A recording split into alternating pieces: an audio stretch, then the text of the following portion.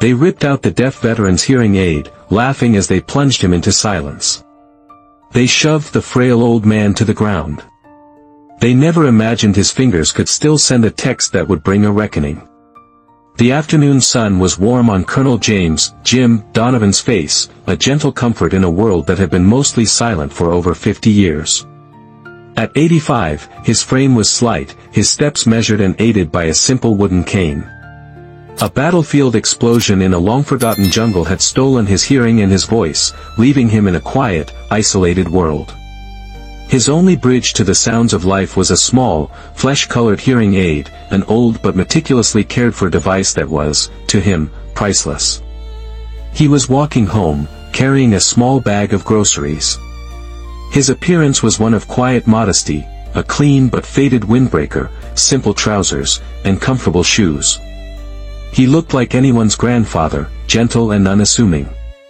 That was what they saw. They had parked their gleaming BMW convertible directly across the sidewalk, its loud, bass-heavy music a vibrating nuisance that Jim could feel in his bones even if he couldn't hear the lyrics. For wealthy college students, draped in expensive, branded clothing, lounged against the car, their arrogant laughter echoing in the street.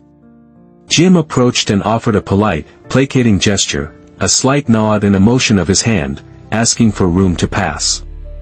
The leader, a young man with a cruel smirk and the easy confidence of unearned privilege, saw only an obstacle. He mimicked Jim's gesture mockingly to the delight of his friends. Frustrated by the old man's silence, the youth's expression soured. He strode forward.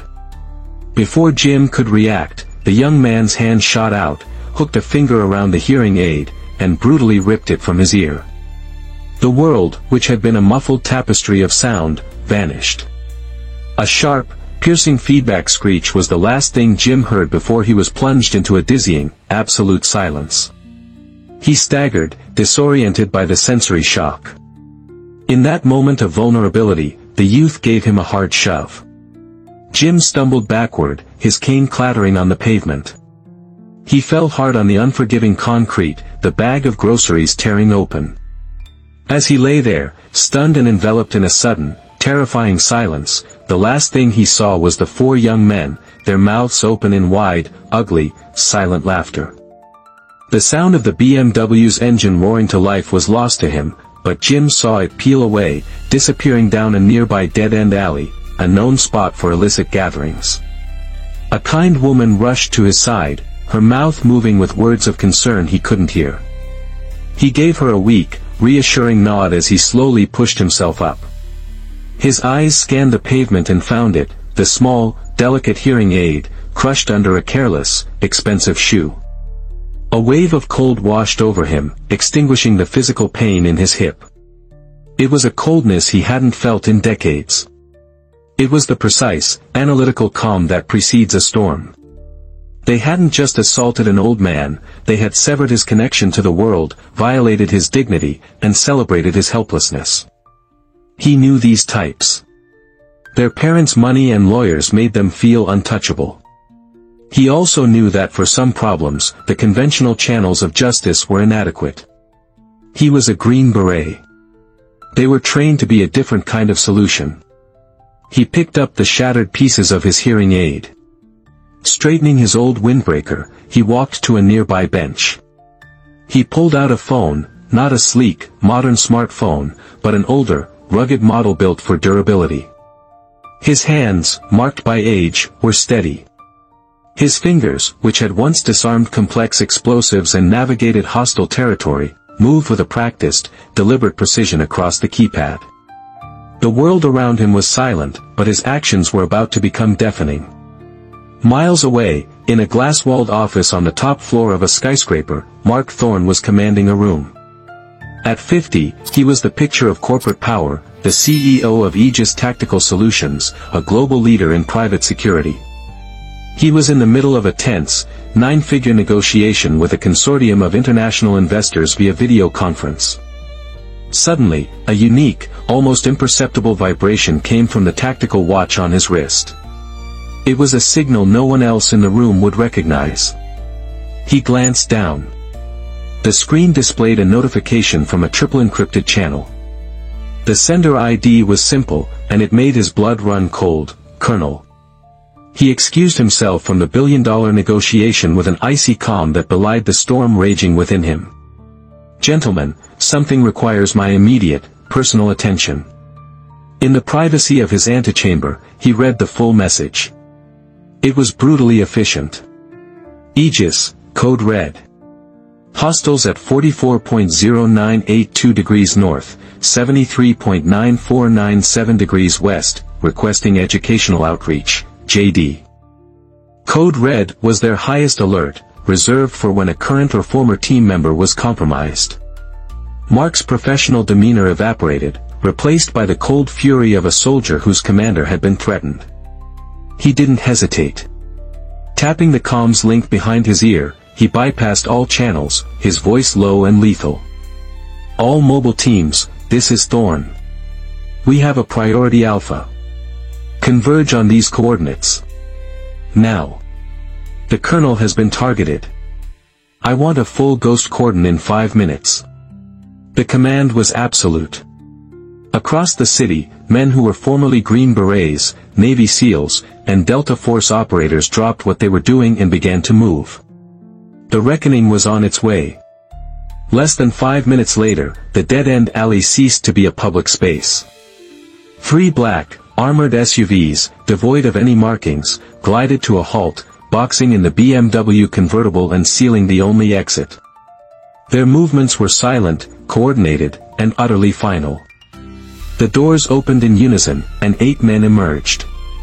They wore no uniforms, only dark, tailored suits cut to conceal their formidable physiques and allow for maximum movement. They were a symphony of quiet professionalism. Each man wore a discreet earpiece, and they communicated with the spare, efficient hand signals of a Tier 1 assault team. Mark Thorn stepped out of the lead vehicle. He had shed his CEO's suit jacket, revealing a tactical harness beneath his dress shirt. He surveyed the scene, his eyes missing nothing. One of his men approached him, holding up a small, clear evidence bag. Inside were the crushed remains of Jim's hearing aid, retrieved from the street. Mark took the bag, his jaw tightening. He gave a slight nod. 2 men took up silent, sentinel positions at the mouth of the alley, their presence an impassable barrier. The other 6, led by Mark, moved into the alley like shadows. They didn't run, they flowed, their footsteps making no sound on the gritty asphalt. The air grew heavy, the temperature seeming to drop. The boisterous party of the college students was about to have some uninvited, and very unwelcome, guests. Inside the alley, the 4 young men were laughing, reliving their glorious triumph over the old man. The leader was taking a long drink from a bottle when he saw them. His laughter died in his throat, replaced by a choked gasp. The 8 men from Aegis didn't surround them in a circle. They simply formed a silent, imposing wall, their presence sucking all the air out of the confined space. Mark Thorn walked calmly forward until he was standing directly in front of the leader. He didn't speak. He simply held up the evidence bag, letting the young man stare at the mangled piece of plastic and wires inside. "Do you know what this is?" Mark finally asked, his voice dangerously quiet. The youth was frozen, unable to speak. "This," Mark continued, "is a man's connection to the world. And you broke it for a laugh." He then told them a story. He didn't shout. He spoke in a low, dispassionate tone that was far more terrifying than any yell. He told them about a young captain named Jim Donovan in the jungles of Vietnam, who, during a vicious ambush, threw himself over 2 wounded soldiers to shield them from a grenade. The blast saved their lives, but it cost him his hearing and his voice forever. "That old man you shoved to the ground," Mark said, his eyes boring into the youth's soul, "is Colonel Donovan. He lost his voice fighting for the very freedom you used to act like a coward." The silence that followed was absolute, broken only by the sound of the leader's teeth chattering. The young men weren't just scared, their entire worldview, built on a foundation of money and arrogance, was being systematically dismantled. They were face to face with a reality they never knew existed, embodied by the cold, merciless eyes of the men surrounding them. The psychological deconstruction was complete. Mark Thorne looked at the trembling young men, his expression devoid of any pity. "Now," he said softly, "you will go and apologize to the Colonel." It wasn't a request. It was an order from a higher authority than they had ever encountered. They were escorted from the alley, not by force, but by the sheer weight of the team's presence. They found Jim sitting on the bench where he had made the call. He looked up as they approached. The leader fell to his knees, babbling a terrified, incoherent apology, tears and snot streaming down his face. His friends followed suit, a chorus of panicked sobs. But Jim heard none of it. He was still in his silent world. He simply watched their faces, his own expression unreadable. For him, their words were meaningless, their terror was their penance.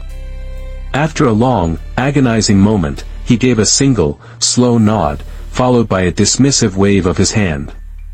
It was over. The young men scrambled back to their car and fled as if the devil himself were on their heels. Mark walked over to Jim. He didn't speak. He simply took out his phone, typed a message, and showed the screen to his old commander. It read, "Situation handled, Colonel. They understand now." Jim looked at the screen, then at Mark's face, and gave a slight, almost imperceptible nod of his own. In the silence, everything that needed to be said was understood. Mark insisted on driving Jim himself. Their destination wasn't Jim's home, but the city's top audiology clinic, where Mark had already arranged an emergency appointment with the best specialist in the state. As they waited, neither man spoke. There was no need. The silent camaraderie that had been forged in the crucible of combat, the unbreakable bond between a commander and his most trusted man, filled the space between them. An hour later, Jim was fitted with a new, state-of-the-art hearing device. It was a marvel of modern technology, discreet and powerful. The audiologist made the final adjustments. "Okay, Colonel," she said, her voice gentle. "I'm turning it on now." The world rushed back in. The low hum of the air conditioning, the distant sound of traffic, the soft ticking of a wall clock. And then, the first clear, distinct voice he heard was Mark's, spoken from right beside him, filled with a lifetime of respect. "Welcome back, Colonel." A single tear traced a path through the deep lines on Jim's weathered face. He closed his eyes, not in sadness, but in profound gratitude. He had been heard. The brotherhood was unbroken. Margaret's journey is a powerful reminder that heroes walk among us, often in the quietest and most unexpected forms. Her stand teaches us that true strength isn't measured by shouting, but by the weight of one's honor and the courage to demand respect when it is denied. Now, we want to hear from you. Have you ever witnessed an act of disrespect towards someone who deserved honor, or have you seen a quiet hero in your own life? Share your thoughts and stories in the comments below. Let's create a discussion built on respect and appreciation for those who have served. If this story of justice moved you, please give it a like, share it with your friends and family, and subscribe to our channel for more powerful tales where karma is served and heroes are revealed. Thank you for watching.